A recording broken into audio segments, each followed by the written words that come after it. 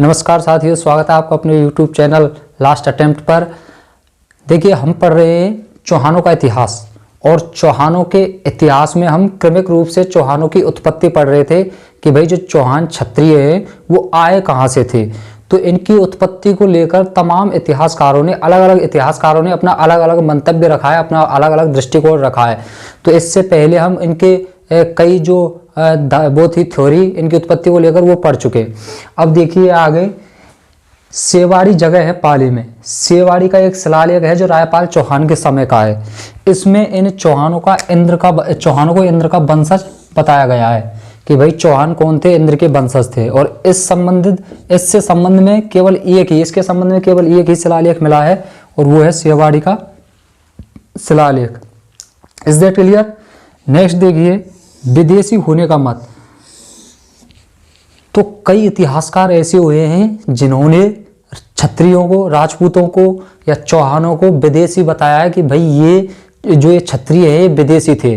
ये विदेश की रहने वाली एक बर्बर और असभ्य जाति थी जो यहाँ पर आई थी भारत में। तो भारत में यहाँ पर ब्राह्मणों ने इनको यज्ञ क्रिया द्वारा शुद्ध करके और इनको राजपूत बना दिया था। ये राजपूत है। तो ये युद्ध प्रिय जाति विदेशी हैं और इनको यहाँ के ब्राह्मणों ने शुद्ध करके अपने साथ मिला लिया था। इन्होंने अपने ही क्या है कि समाज में, अपने ही वंश में इनको मिला लिया था। तो इस देखिए, कर्नल जेम्स टोड हैं और विलियम क्रुक हैं। ये दोनों मानते हैं इनको शक, सीथियन और कोसाड़, ये बाहर से आई हुई जाति ही थी। तो ये शक, सीथियन और कोसाड़ इनके वंशज मानते हैं क्षत्रियों को या चौहानों को। नेक्स्ट, बीसेंट स्मिथ मानता है बाहर से ही आने वाली एक असभ्य जाति हूणों के वंशज मानता है बीसेंट स्मिथ की। जो ये क्षत्रिय है, चौहान है, ये हूणों के वंशज है, बीसेंट स्मिथ।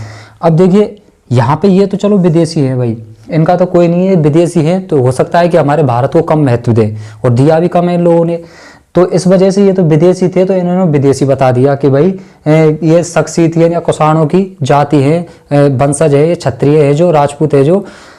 लेकिन हमारे भारत के भी कुछ इतिहासकार हैं जैसे देवदत्त रामकृष्ण भंडारकर, ईश्वरी प्रसाद, ये दोनों भी इनको विदेशी मानते हैं, विदेशी स्वीकार करते हैं कि भाई चौहान हैं ये विदेशी हैं, भारत के नहीं है, विदेश से आई हुई एक जाति है। तो इस वजह से ये ज़्यादा इंपॉर्टेंट हो जाते हैं क्योंकि हमारे भारत के होकर ये इनको, हमारे क्षत्रियों को, चौहानों को विदेशी बतला रहे। तो इस वजह से एग्जाम के पॉइंट ऑफ व्यू से ये ज़्यादा इंपॉर्टेंट है। बाकी का ये देखो, कर्नल जेम्स टोड है, विलियम क्रुक है और बीसेंट स्मिथ है, ये तो विदेशी हैं, तो इन्होंने विदेशी मान लिया, तो हमें कोई आपत्ति नहीं है। अब देखो इन तीनों को हम कैसे याद कर सकते हैं, colonel James Tod, William Crooke और बीसेंट स्मिथ, कि इन्होंने इनको विदेशी माना है, राजपूतों को विदेशी माना है, शक और सीथियनों की संतान माना है, कुषाणों की संतान माना है। तो देखिए यहाँ से एक शब्द निकालें, सीथियन से निकालें साथी, और शक तो है ही। तो देखिए अगर साथी पर शक हुआ, हमारा लाइफ पार्टनर है, अगर उस पर हमारा शक हुआ या उसको हम पे शक हुआ, तो चलो यही मानते हैं कि हमारी बीवी को हम पे शक हुआ, तो हमारी जो बीवी है उसको साथी पे शक हो गया, तो वो कर्नल बन जाएगी ना, कि बोल ऐसा क्यों किया तूने। तो बी से विलियम क्रुक, बी से बीसेंट स्मिथ, कर्नल से कर्नल जेम्स टोड, शक से शक, साथी से सीथियन, यानी ये वो लोग हैं जिन्होंने इन चौहानों को या राजपूतों को विदेश से आए हुए जाति माना है कि ये विदेश से आई हुई जाति हैं। और DR भंडारकर है और ईश्वरी प्रसाद है, इसको आप अलग से याद रख लेना। Is that clear? अब देखो चौहानों की उत्पत्ति हमने पढ़ ली, विभिन्न मत पढ़ लिए कि किसने चौहानों को कहाँ से संबंधित बतलाया है, किस वंश से संबंधित बतलाया है। अब देखते हैं, अब पढ़ते हैं अपन चौहानों को, जो चौहानों का मूल स्थान है वो क्या है, कि चौहान सर्वप्रथम कहाँ पर आके बसे थे या कहाँ उनका उद्भव हुआ था, कहाँ से उनका जो प्रकाशमान हुए थे। तो इनका मूल स्थान क्या है इनको चौहानों का।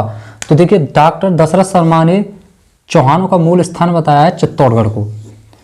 दशरथ शर्मा जी ने यह स्वीकार किया है कि जो चौहान थे वो मूलतः चित्तौड़गढ़ के रहने वाले थे। गोपीनाथ शर्मा ने चौहानों को जांगल प्रदेश और सपाद लक्ष्य के मध्य या इसके आसपास या इस क्षेत्र में रहने वाला बताया है कि जो चौहान थे वो जांगल प्रदेश यानी बीकानेर और नागौर, जोधपुर, इसका मध्यवर्ती भाग है ना, यही जांगल प्रदेश या सपाद लक्ष्य कहलाता है। तो इस भाग में रहने वाले थे चौहान, ये कहते हैं गोपीनाथ शर्मा जी। कुछ साहित्यिक स्रोत चौहानों को पुष्कर अजमेर के निकटवर्ती रहने वाला बताया गया है कि चौहान मूलतः यहाँ के निवासी थे, पुष्कर अजमेर के। तो इसमें पहला स्रोत है हमीर महाकाव्य, दूसरा है सुरजन चरित्र और तीसरा है पृथ्वीराज विजय। हमीर महाकाव्य नयनचंद्र सूरी की, सुरजन चरित्र राजशेखर की और पृथ्वीराज विजय जयानक की। तो इन तीनों ने चौहानों का मूल स्थान बताया है कि ये पुष्कर के रहने वाले थे, पुष्कर अजमेर के रहने वाले थे। अब देखिए आपको जो सर्वाधिक मान्य मत है वो यही है कि जो चौहान थे वो जांगल प्रदेश, सपादलक्ष इसमें इसी क्षेत्र में रहने वाले थे। तो सर्वाधिक मान्य मत यही है कि जांगल प्रदेश और सपादलक्ष के रहने वाले चौहान थे। बाकी का आपको ये भी याद रखना है कि डॉक्टर दशरथ शर्मा ने इनको चित्तौड़गढ़ का निवासी बताया है कि ये चित्तौड़गढ़ के रहने वाले थे। और ये तीन साहित्यिक स्रोत हैं, ये बताते हैं पुष्कर अजमेर के पास रहने वाले इन चौहानों को। Is that clear? अब देखो आगे देखते हैं। चौहानों की उत्पत्ति एवं उनके मूल स्थान को पढ़ने के बाद अब हम चौहान वंश के जो शाकंभरी या सावर से संबंधित हैं उनके कुछ प्रमुख शासकों को पढ़ते हैं। तो देखिए पहला शासक है वासुदेव चौहान। तो वासुदेव चौहान को सावर जो चौहान वंश है इसका संस्थापक, आदि पुरुष या मूल पुरुष कहा जाता है। भाई इसने वासुदेव चौहान ने चौहान वंश की स्थापना की तो इस वजह से संस्थापक हो गया।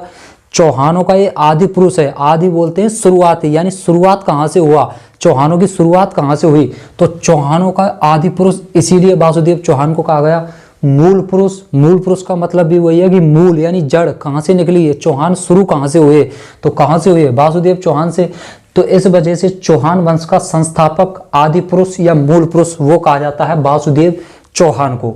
अब देखिए स्थापना, तो वासुदेव चौहान ने 551 ईस्वी में सावर के आसपास के क्षेत्र में चौहान वंश की स्थापना की 551 ईस्वी में। और इस वासुदेव चौहान ने अपनी राजधानी बनाई थी शाकंभरी या सांभर को।